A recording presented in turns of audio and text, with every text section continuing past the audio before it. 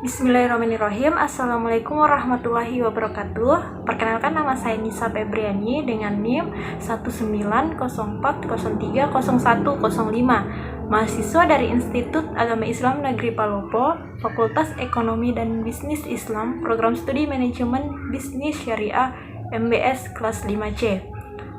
Baiklah, di sini saya akan membuat sebuah video penjelasan guna untuk mengisi tugas dari mata kuliah manajemen investasi. Nah, di sini yang pertama saya akan membahas atau menjelaskan mengenai ROI atau Return on Equity. Nah, ROI ini merupakan perhitungan rasio yang menunjukkan kemampuan perusahaan dalam menghasilkan laba bersih dengan menggunakan modal sendiri dan menghasilkan laba bersih yang tersedia bagi pemilik atau investor. Nah, ROI atau Return on Equity ini sangat penting dalam investasi karena mampu memberikan gambaran mengenai seberapa efektifnya sebuah perusahaan dalam memanfaatkan seluruh asetnya untuk mendapatkan laba. Karena ROI ini bergantung pada besar kecilnya sebuah perusahaan.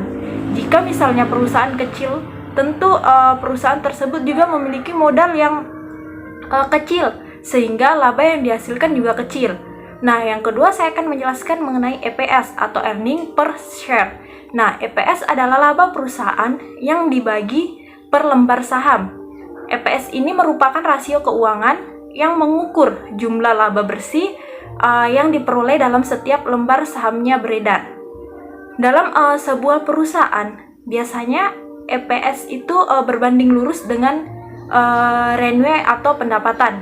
Jika EPS atau lembar per saham tinggi, maka pendapatan yang diperoleh juga tinggi. Nah, ukuran perusahaan tidak menjamin besarnya EPS. Jadi, perusahaan besar belum tentu memberikan jaminan bahwa EPS yang didapat akan besar, begitu pula sebaliknya. Karena semua tergantung pada besar keuntungan yang diperoleh dan jumlah saham yang beredar. Semakin meningkat nilai EPS dari tahun ke tahun, maka perusahaan tersebut itu semakin baik karena laba perusahaan meningkat dan perusahaan dapat dikatakan perusahaan berkembang. Baik, selanjutnya yang ketiga itu ialah PER atau Price Earning Ratio. Nah, PER ini adalah rasio yang digunakan untuk menilai mahal murahnya saham berdasarkan kemampuan perusahaan menghasilkan laba. Price earning ratio yang tinggi membuat para investor mengharapkan pertumbuhan laba bersih yang tinggi dari sebuah perusahaan. Nah, tinggi rendahnya PER ditentukan dengan membandingkan dengan per saham lainnya atau price earning sektor atau pasar yang sesuai untuk dijadikan perbandingan, sehingga dapat dirumuskan yaitu PER sama dengan harga saham per laba lembar saham. Nah, selanjutnya yang keempat itu PBF atau Price to Book Value.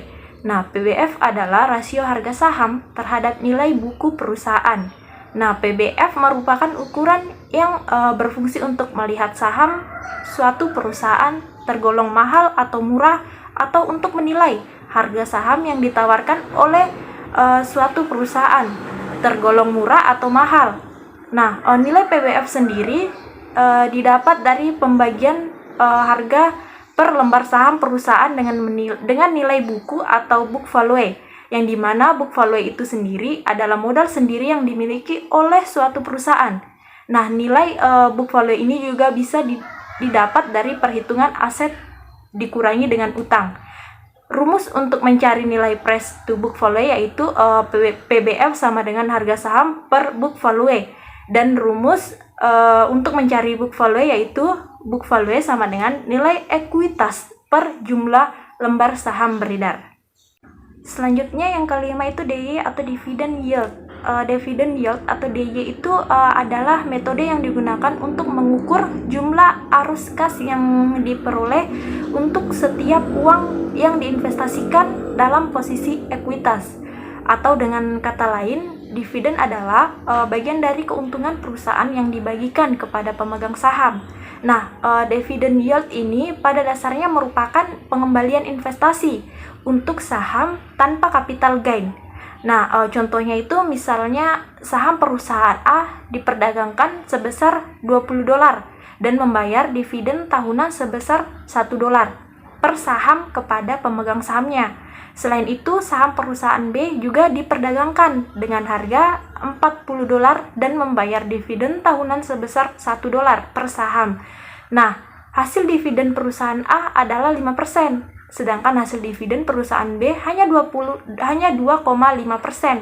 Karena dengan asumsi semua faktor, investor yang ingin berinvestasi untuk menambah pendapatan mereka kemungkinan besar akan lebih memilih saham A daripada saham B karena memiliki dividen yield 2 kali lipat.